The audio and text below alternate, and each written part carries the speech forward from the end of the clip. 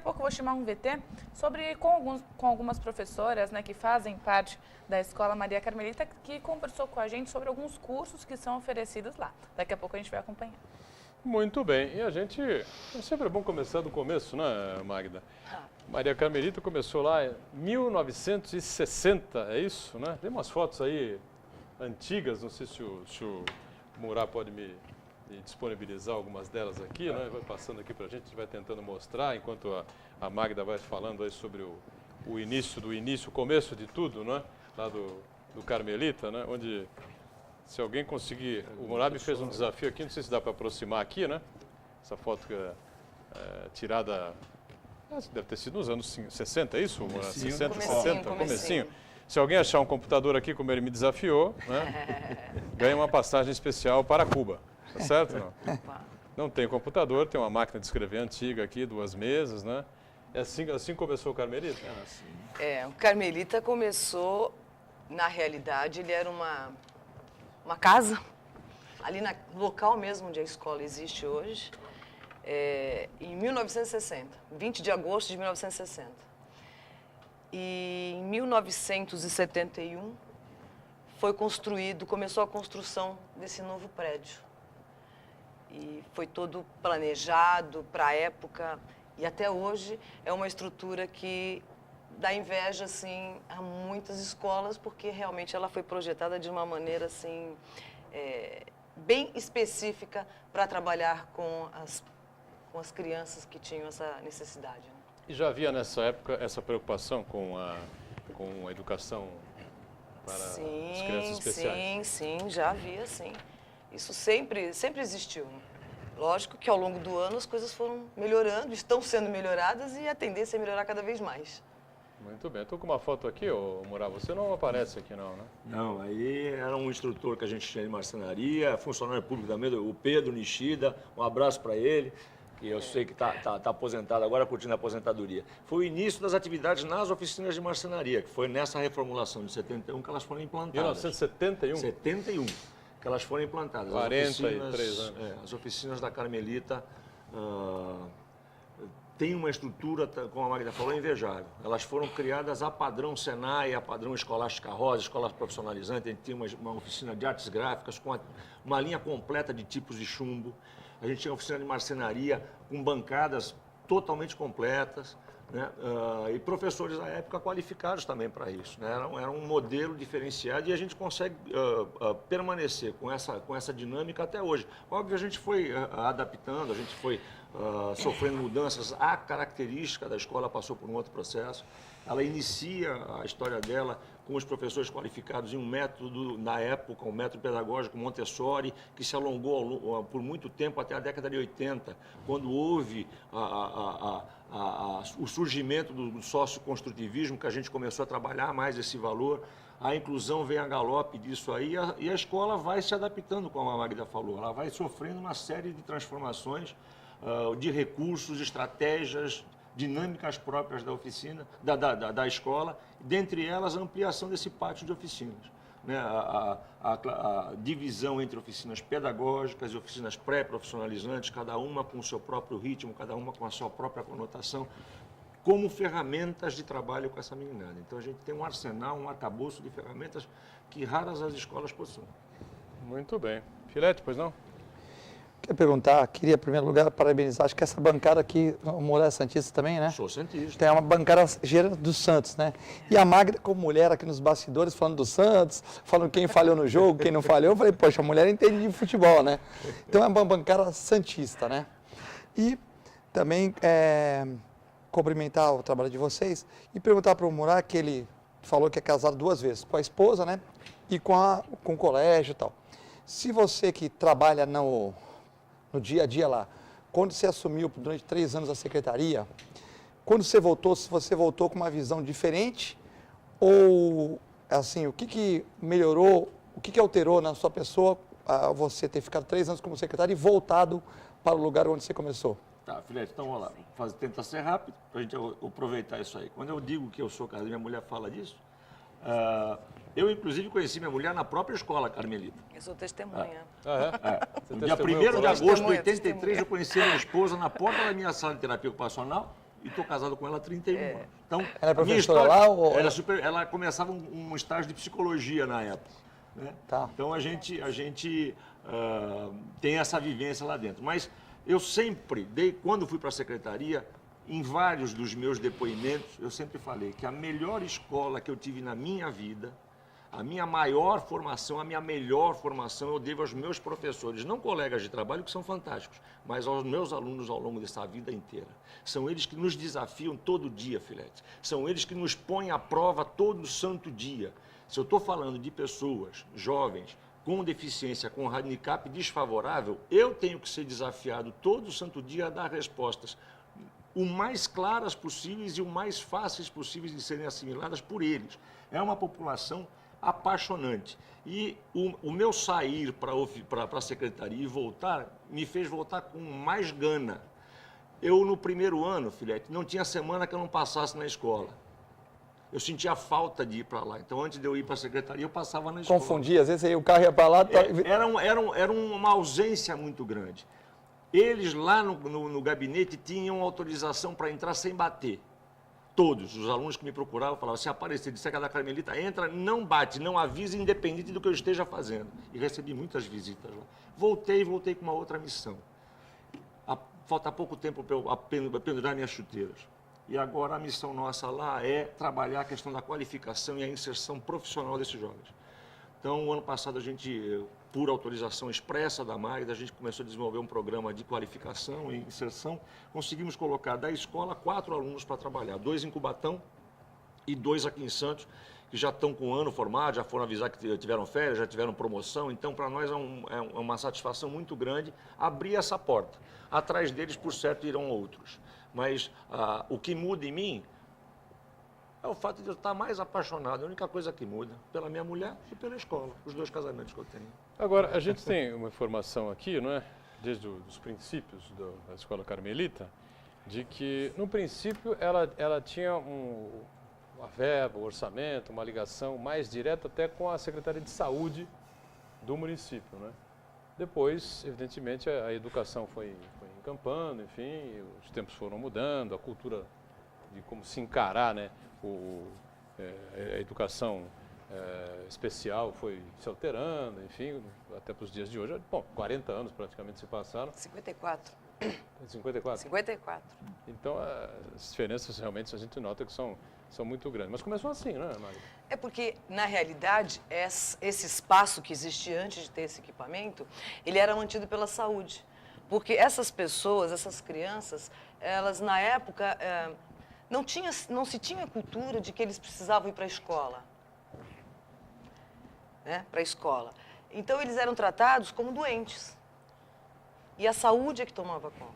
Até que, em 1960, a Secretaria de Educação assumiu esse espaço e transformou em escola. Tanto que tem decreto, é uma escola mesmo formada, é uma escola de educação especial na modalidade, ou melhor, do ensino fundamental na modalidade de educação especial. Perfeito, importante isso. Temos um VT, né? Temos. Os professores da Escola Carmelita, né? E importante, interessante a gente colocar, depois aqui o Murá comenta junto com a Magda também, não é isso, Iane? É isso mesmo, tudo ok, Gustavo? O VT é sobre uma entrevista com algumas professoras que ministram aulas na Escola Maria Carmelita e que vão falar para a gente como funciona essa experiência que elas exercem há tanto tempo. Vamos conferir. Continuamos aqui na Escola Maria Carmelita. Agora nós estamos com Débora Cabral, que é professora de gastronomia. E eu pergunto para a professora qual é o papel dela nessa equipe tão importante aqui para esses jovens, claro, né? Então, né, a gente representa o segmento de oficina pré-profissionalizante, que é onde prepara esses adolescentes para o mercado de trabalho. A gente sabe que hoje existe uma demanda, né, até com uma legislação que apoia isso. Hoje a gente tem falta de mão de obra de pessoas com necessidades especiais e a gente está tentando capacitar essas pessoas para que o mercado absorva, né? Então, é uma oficina pré-profissionalizante, então eles não saem daqui profissionais, mas semi-profissionais, para poder estar disputando uma vaga aí fora, ou então até encarando um curso, né, da área. E esse projeto de gastronomia, essa oficina, ela iniciou esse ano, né?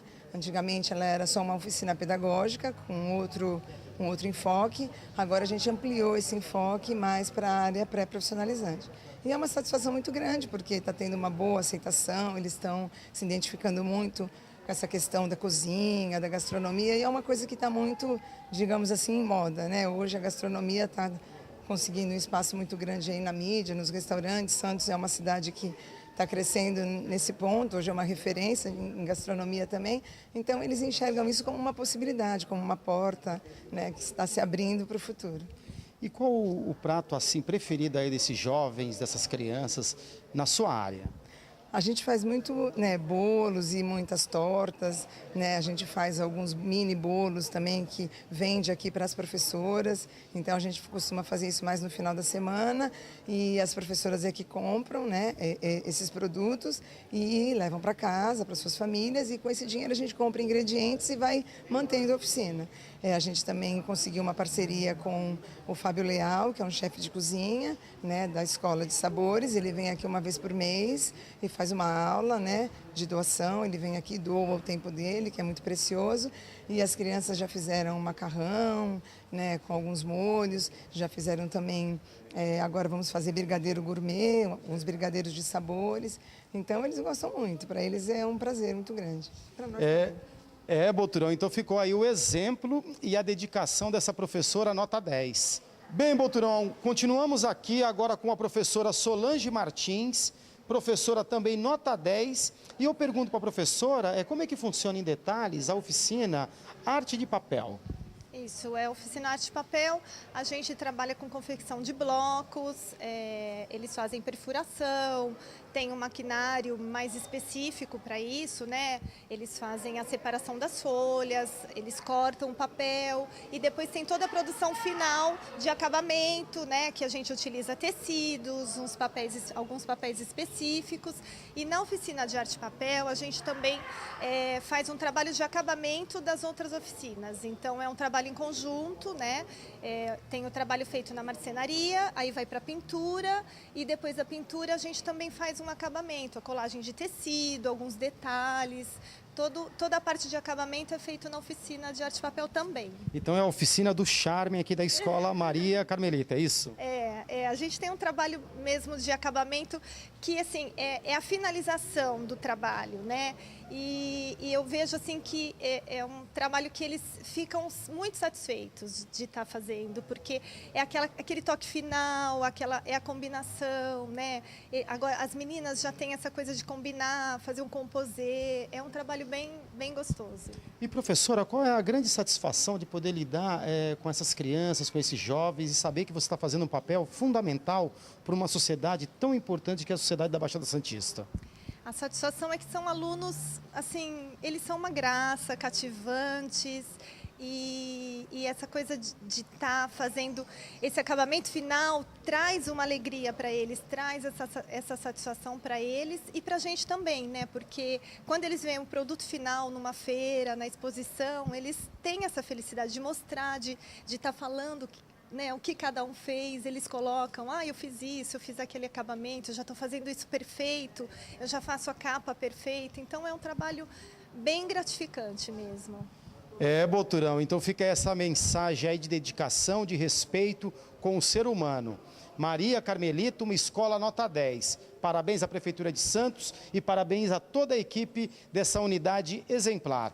Imagens, Marcos Guerreiro, eu, repórter cidadão, feliz para o painel regional. É com você, Boturão.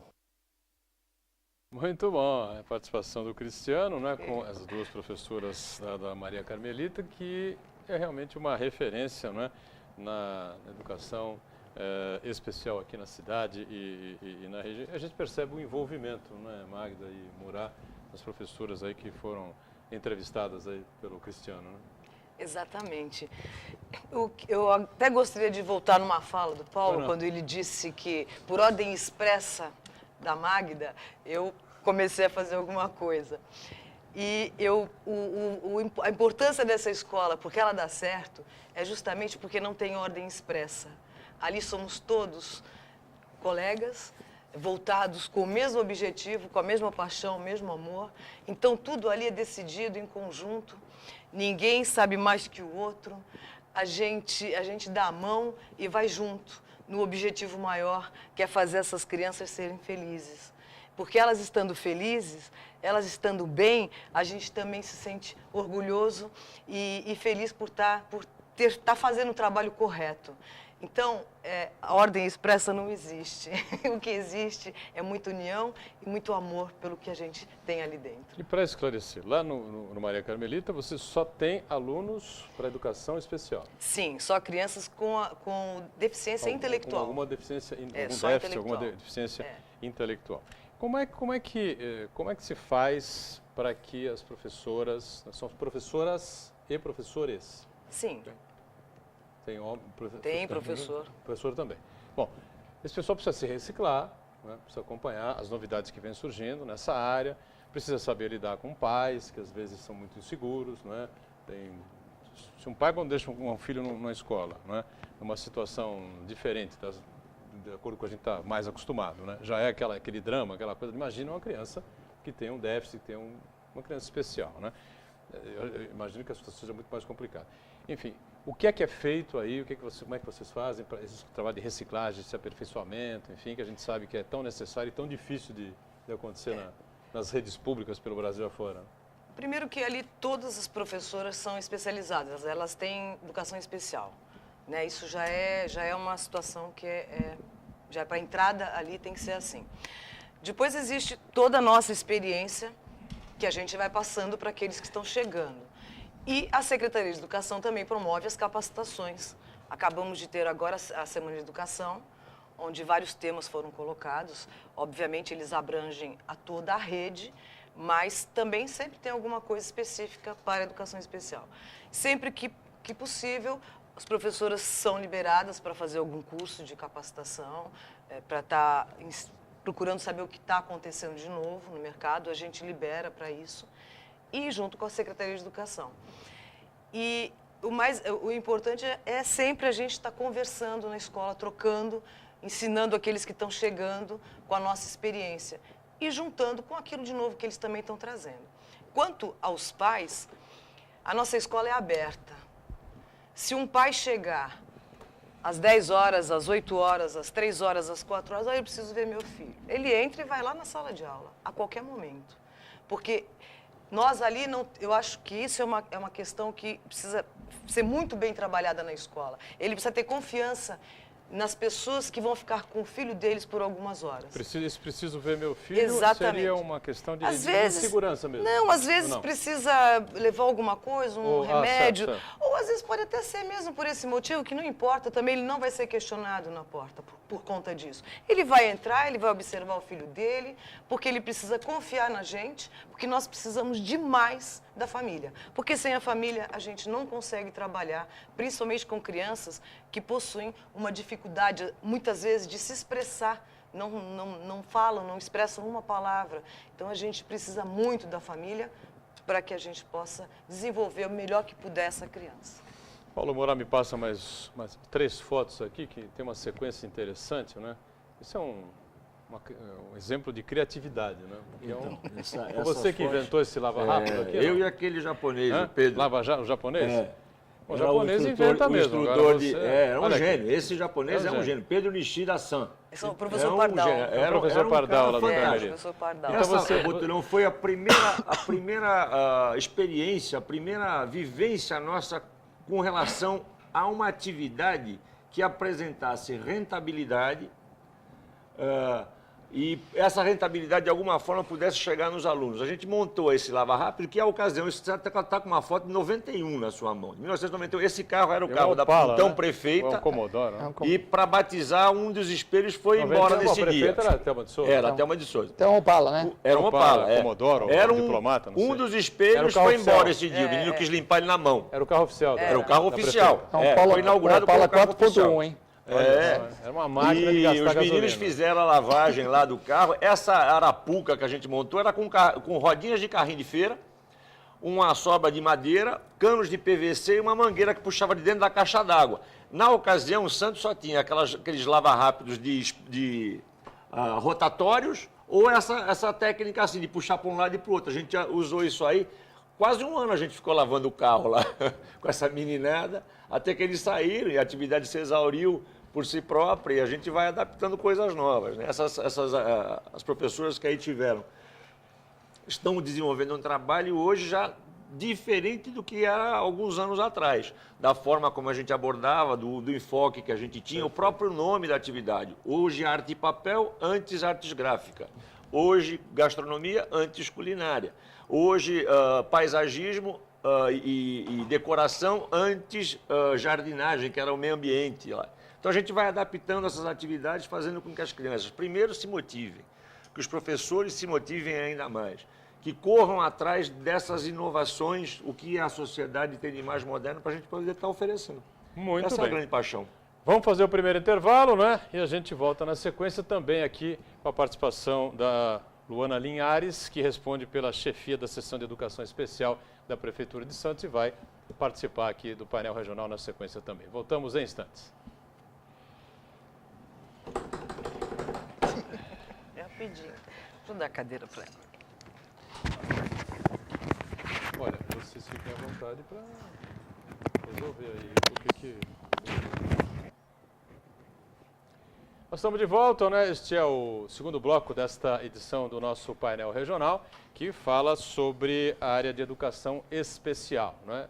Mais direcionada ao poder público e fazendo uma referência aí à escola, que é uma referência nisso, a professora Maria Carmelita Prost Vilaça, né? Falamos muito sobre ela no primeiro bloco, né? A diretora que estava conosco aqui, a Magda Bernardes, e a gente tem o prazer agora, a satisfação de receber também a Luana Linhares, chefe da Seção de Educação Especial da Secretaria de Educação de Santos. Prazer recebê-la, tudo bem? Tudo bem, obrigada. Eu que agradeço o convite, né?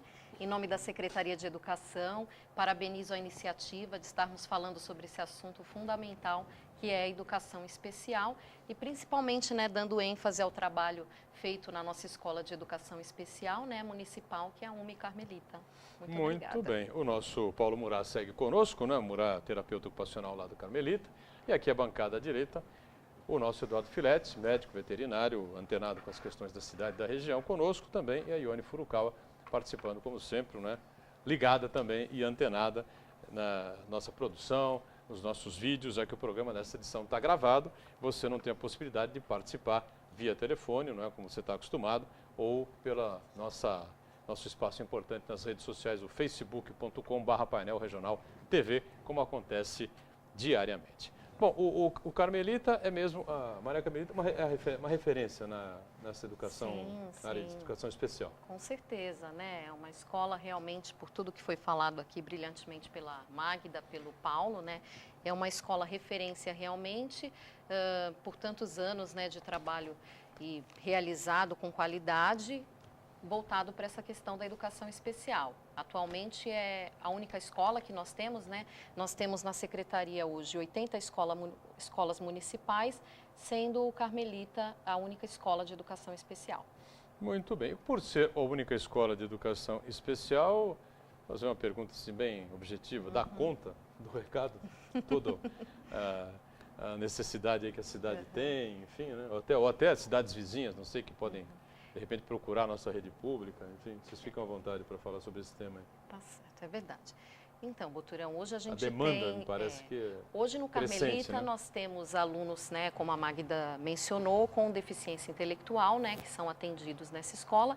E temos nas nossas escolas regulares da rede também todas as outras deficiências. Hoje nós atendemos as crianças com autismo, né, crianças com deficiências físicas, paralisias cerebrais, deficiência visual, deficiência auditiva.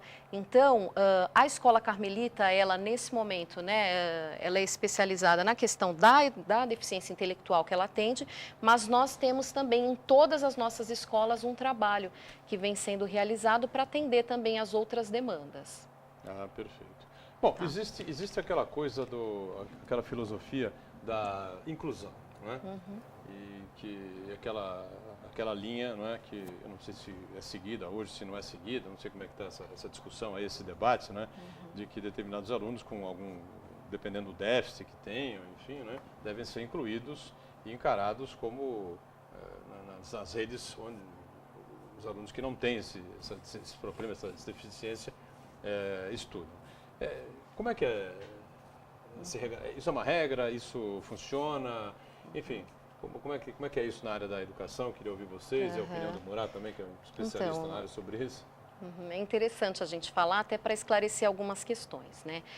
Hoje no Plano Nacional de Educação, na Meta 4, ele fala sobre a questão do preferencialmente na rede regular. Então nós viemos aí de um processo histórico em que nós passamos por uma fase de segregação, de integração e atualmente de inclusão a partir dos anos 90.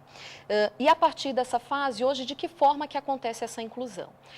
Nós temos 13 entidades conveniadas à Prefeitura hoje, né, como as mais conhecidas, a PAI, Lar das Moças Cegas, a PAIA, específica de autismo, né? E todas as outras, que essa criança, num período, ela frequenta a nossa escola regular e no contraturno ela participa ou ela frequenta alguma entidade conveniada. Nós temos também nas nossas escolas municipais um atendimento oferecido no contraturno, que é um atendimento, né, legal, né? Ele é respaldado pela nossa legislação, que é o AEE, que é o Atendimento Educacional Especializado, que é um professor, né, um profissional de educação especial, assim como aqueles professores que nós temos na Escola Carmelita, que fazem um trabalho no período do contraturno para trabalhar questões mais específicas daquela criança. Então, num período ela fica na escola regular, no outro período ela faz esse contraturno ou numa entidade conveniada ou em uma das nossas escolas. E temos também alguns casos, né, de crianças que frequentam somente a entidade conveniada ou somente, no caso, o Carmelita, né? E quando a gente fala do atendimento educacional especializado, é bom frisar que nós estamos falando das questões pedagógicas, né? Não estamos nos referindo à questão do atendimento clínico, porque aí esse atendimento é focado mais na área da saúde e tem diversos outros serviços que essas famílias também têm todo um acompanhamento de fono, de fisioterapia e uma série de atividades que os pais realizam com seus filhos, né? Perfeito. Murat acompanha também esse Santos, na realidade, Boturão, Filete, telespectadores, Santos, na realidade, é uma ilha de excelência. Né? A gente ficou um tempo na secretaria e como funcionário público, a gente participa de alguns eventos aí, sempre que Santos chega, as pessoas agregam porque querem beber dessa fonte. Então, Santos é uma referência mesmo nessa situação. Mas eu tenho uma posição bastante clara com relação a esse movimento de inclusão, que eu acho que é fantástico, o caminho é necessário e é esse a ser percorrido mesmo para uma sociedade mais justa, igualitária, onde todos respeitem as diferenças e com elas convivam bem. Só que nós temos que nos ater a algumas questões que, para mim e para um grande grupo de pessoas, é fundamental. Isso é um processo. E, como tal, não é da noite para o dia que ele vai se solidificar. Não é porque alguém, em algum momento, achou bonito largar lá na caneta que tem que ser assim, que no dia seguinte vai ser assim. Isso não é bolo. Isso não é um pedaço de madeira que a gente corta e vai ali, coloca no lugar e fica daquele... Não, está falando de gente. E gente não tem receita para tratar. Cada um é um. Você pode ter a mesma patologia, você pode ter o mesmo médico, você pode ter algo, mas cada um vai responder de um jeito diferente. Agregue-se a isso, ao fato, e é nível país, que o sistema educacional do país ainda carece de modelos pedagógicos que consigam absorver essa demanda de uma maneira bacana. Nós falamos de escolas ainda com 30 alunos, com 40 alunos, de 25 alunos, e a gente não consegue baixar isso de tal sorte que você inserindo um jovem com qualquer tipo de deficiência, você possa colocar um aparato próximo dele que lhe permita ao professor especializado ali, a toda aquela técnica que está em volta e aos próprios alunos receberem adequadamente esse jovem e caminhar com eles nisso. E isso tem que se começar lá na pré-escola, nos primeiros anos, na creche. E aí a Luana abordou muito bem, existe uma questão de saúde. O diagnóstico, quanto mais cedo for feito, os encaminhamentos, quanto mais cedo forem feitos, o aparato médico ou clínico mais cedo for portado em cima desse jovem, ele tem uma chance maior. E a gente ainda está muito longe disso. Caminhamos, e eu falo novamente, Santos é uma ilha de excelência, mas a gente ainda precisa caminhar muito. Os números são bacanas, a gente tem resultados muito positivos, a gente tem as escolas se amoldando a essa nova realidade. Eu, por um tempo na minha vida, fui professor no curso de pedagogia Pedagogia do Excepcional, que era dada no Carmo, depois foi para a Fundação Lusíada. E naquele momento estava vendo essa transição, estava começando a aparecer esse modelo inclusivista. E o pavor daquelas professoras era, professor Paulo, a pedagogia com ênfase em educação especial vai acabar? Eu falei, se os nossos dirigentes forem minimamente sérios, Acaba a pedagogia comum. Mas a pedagogia com especialização deve ficar, porque ela é que vai dar sustentáculo ali na frente, é uma rede inclusiva. Eu acho que não me escutaram muito, não. Eu acho que eu devo estar pirando nisso. Fato, que as professoras hoje, os profissionais hoje da rede, das redes como um todo, estão se capacitando a essa nova modalidade de ensino, essa nova forma de receber a diferença e de aprender com essa diferença como fazer. No começo nós dissemos, nós vivemos, eu e Magda vivemos 24 horas por dia ao longo desses 35 anos. Educação especial, somos provocados todo dia. Nem todo mundo teve essa aventura de ser provocado como nós. Então, estamos prontos a ajudar, a Secretaria nos dá o apoio necessário. A gente precisa ter uma política de educação que tenha continuidade, né, que não se esgote a cada governo, a cada solavanco, porque a gente está falando de gente. E gente precisa ser tratada de maneira digna e constante. Muito bem. Filete, pois não. Queria parabenizar a produção do programa, que convidou para esse tema. Estou muito feliz de falar desse tema hoje. A Magda falou muito bem, como a Luana, como o Paulo. É um tema fascinante. E eu quero relatar uma experiência que eu tive com crianças com déficit de aprendizagem, né? Eu fui procurar uma psicóloga, que é cliente, e ela há muito tempo falou para mim, conversou comigo, com o Celso, com o meu irmão. Poxa, vocês podem, nós temos crianças com déficit de aprendizagem, vocês podem colocar aqui na clínica, e algumas querem mexer com animais. Ah, não tem problema, pode vir aqui. Aí, vários garotos e tal. E chegar no primeiro dia lá, a gente não tem uma experiência que vocês têm, não tem esse know-how. Mas a gente gosta de gente e tem uma coisa que é importante, a gente é motivado e tem paixão pelo que faz. O meu maior elogio que eu recebo no cliente não é que curei o animal, porque curar é tudo relativo. Você pegar um animal de 15 anos com câncer no fígado, você não vai curar, você vai abreviar o sofrimento. Você pegar um animal de 14 anos com tumor de pulmão, você não vai curar nos pulmões, você vai abreviar o sofrimento. Então, cabe cada situação uma situação, né? Isso, vai morrer um ser humano mais cedo ou mais tarde, vai morrer um animal, porque é uma doença terminal, né? A gente pode dar mais qualidade de vida e prolongar o sofrimento, e não deixar o animal sofrer. Eu queria perguntar para vocês que, a gente punha lá, o menino e tratava ele normal, ó, pega aquilo ali, vai para cirurgia, levava em domicílio e tal. E a mãe relatava que na primeira semana ele já estava melhor tal.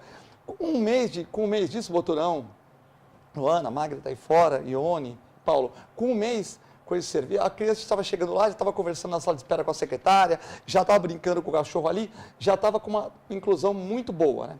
E outro dia eu dei a urgente, né? A gente que está sempre lendo jornais e tal, eu vi um menino, eu vou citar o nome dele, o Vitor, fazendo estágio, já trabalhando no orquidário. Quer dizer, um menino que mal falava com as pessoas, tímido, quando saiu de lá depois de 6 meses, indo 2, 3 vezes por semana, e a gente cobrava, a segunda e a quarta e sexta, não é para faltar não, hein, Vitor, tem que vir, punha a responsabilidade nele. E a gente, aquele medo sem uma capacitação, mas como professor universitário aqui da Unisanta, e como uma certa experiência com criança, né, como pai também, e hoje em dia eu vi ele no orquidário, lá fazendo estágio, comandando uma ala e explicando para outras crianças que vão lá. Quer dizer, como esse menino evoluiu, o Vitor, né? Então eu quero parabenizar a psicóloga e as coisas. E com isso, na época, eu era diretor social no Santos. Conversei com o vereador Banha, que era associado, fomos falar com o Marcelo Teixeira, ora presidente, e criamos aquela ala de deficiente. Então, eu conversando com o Banha, fomos eu e o Banha e mais alguns diretores falar com o Marcelo, criamos aquela ala de deficientes dos cadeirantes que existe até hoje lá. Quer dizer, uma coisa que foi bacana, que eu aprendi lidando com pessoas que têm dificuldade. Falei, pô, o que eu posso fazer para melhorar isso, né? Então, eu não sei se com pedagogia ou não, mas eu acho que ele melhorou alguma coisa, entendeu? Muito bem. A gente vai fazer um intervalo, na volta a gente emenda esse depoimento do Filete, né? Com essa relação aí com o animal, com responsabilidade, enfim, dada às crianças que têm esses déficits, né? E tem esse espaço importante na rede pública de educação aqui da cidade de Santos. Voltamos já já.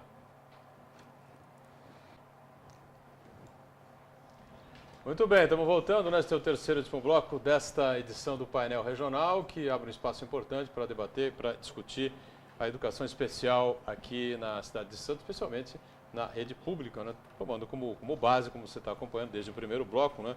A escola especializada, né? Professora Maria Carmelita Prost Vilaça, desde 1960, nessa área, nessa luta aí dinâmica e titânica no dia a dia, que realmente não é fácil, mas deve trazer um retorno muito bom, né, com os resultados que eles conseguem ao longo de tanto tempo, né?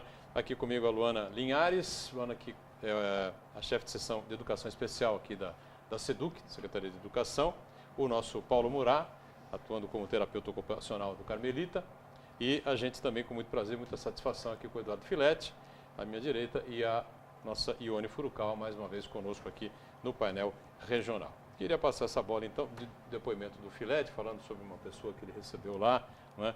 É um aluno especial da rede, recebeu lá na clínica, não é? Um contato com os animais, a responsabilidade, manter os horários, enfim, e hoje ele já evoluiu e está no outro patamar, no outro degrau. Né? Como é que é essa coisa, vocês conseguem perceber essa evolução, essa possibilidade e essa coisa, esse depoimento dado aqui pelo Filete, não é?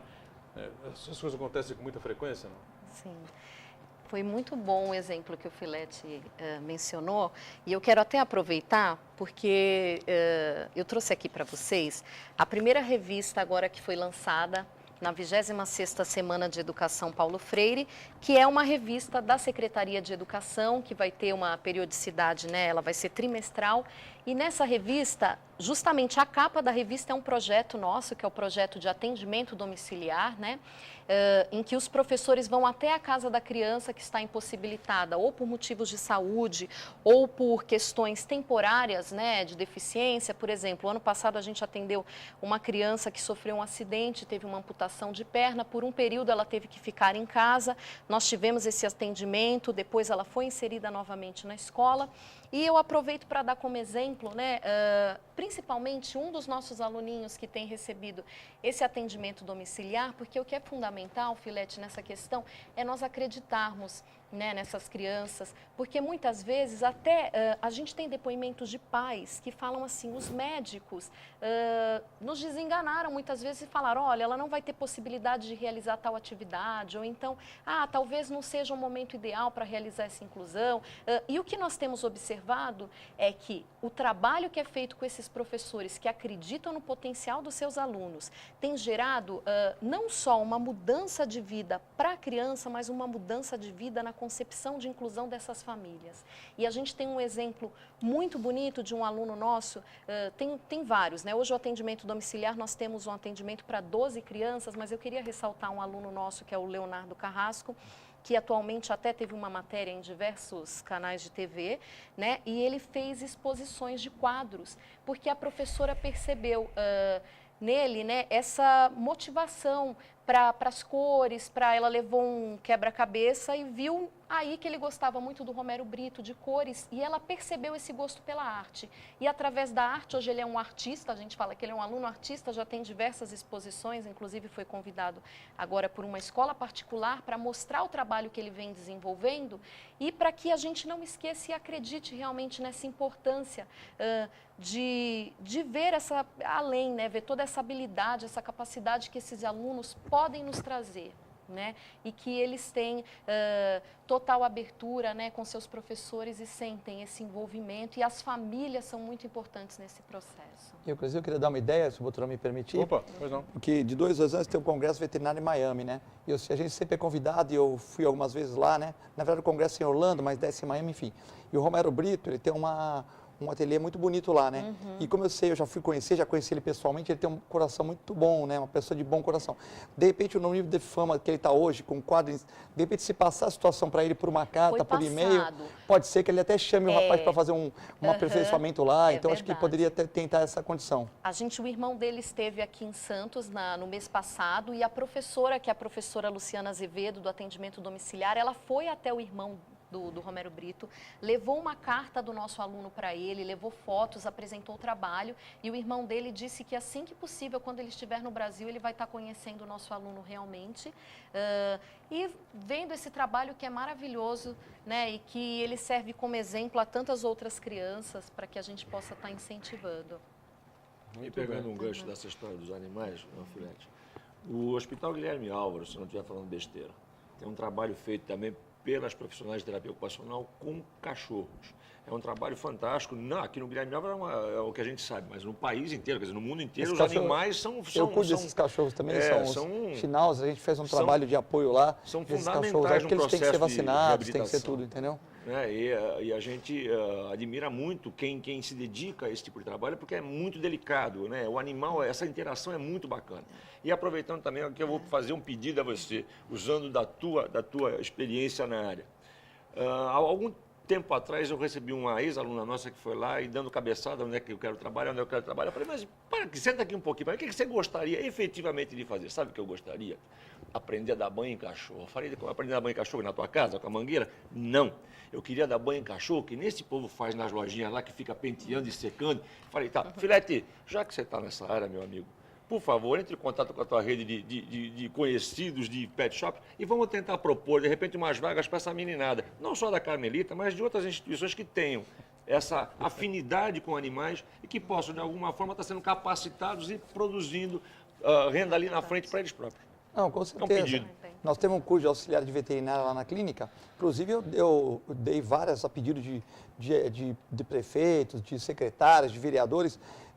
Capacitei funcionários da Prefeitura Municipal de Santos, ficaram um ano fazendo o Adelso, que acho que é um dos melhores, talvez o mais experiente funcionário da Prefeitura Municipal de Santos, da setor, o Adelso, o Alexandre, fizeram curso com a gente lá de um ano na clínica, tudo custeado e tal. Então a gente está sempre para tentar ajudar a cidade. Então se você tiver, eu não tenho curso de banho e tosa ainda, mas curso de auxiliar de veterinário eu tenho. Se você quiser, com certeza, eu conversei com a minha família, nós vamos abrir as portas, principalmente para ter uma inclusão das pessoas. Banho e tosa ainda não temos esse curso. Eu queria sempre abrir, mas falta muitas vezes profissional capacitado para ministrar. Como de auxiliar de veterinário, eu e meu irmão nós ministramos, então vai ficar mais fácil, tem um salão em cima, tudo. Então a gente pode, se você alguém quiser fazer essa área, eu já estou dando a bolsa aqui. Obrigado. Muito bem. Ione Furukawa, pois não, Ione? Eu estava vendo aqui no site da escola, que já existe desde 60, né? Ela foi criada. E eu acho que já passou muitos alunos, muitos professores, educadores.